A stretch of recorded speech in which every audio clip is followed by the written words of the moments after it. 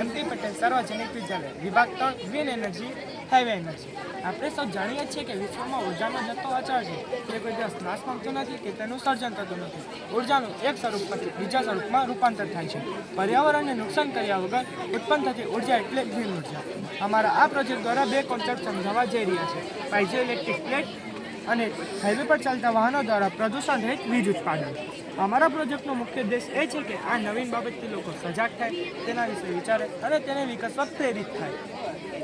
હું વરિયા નૈતિક piezoelectric technology એટલે કેટલાક ક્રિસ્ટલ કે સિરામિક પદાર્થ પર દબાણ કરવાથી વિદ્યુત ઉર્જા ઉત્પન્ન થાય છે। યાંત્રિક દબાણ કે આઘાતને વિદ્યુત ઉર્જામાં ફેરવવાની તકનીકી એટલે પાઇઝોઇલેક્ટ્રિક ટેકનોલોજી। પાઇઝોઇલેક્ટ્રિક ટેકનોલોજીના ઘણા બધા ફાયદા આપણા દૈનિક જીવનમાં જોવા મળે છે।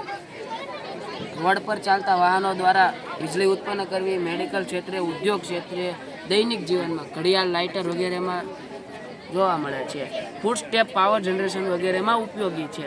નવીનીકરણ અને સ્વચ્છ ઉર્જાનો સ્ત્રોત છે। હું હવે તમને હાઈવે પર ચાલતા વાહનો દ્વારા પ્રદૂષણ રહિત વીજ ઉત્પાદન વિશે સમજાવીશ।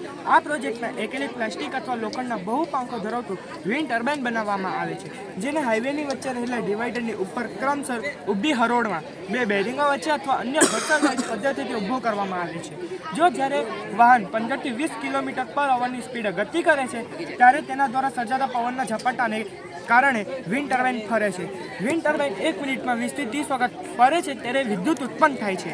જ્યારે તે ફરે છે ત્યારે તેના સાથે રહેલો ડાયનેમો યંત્ર પણ ગતિ કરે છે। જ્યારે ડાયનેમો યંત્ર ગતિ કરે છે ત્યારે આપણને એસી વિદ્યુત પ્રવાહ મળે છે।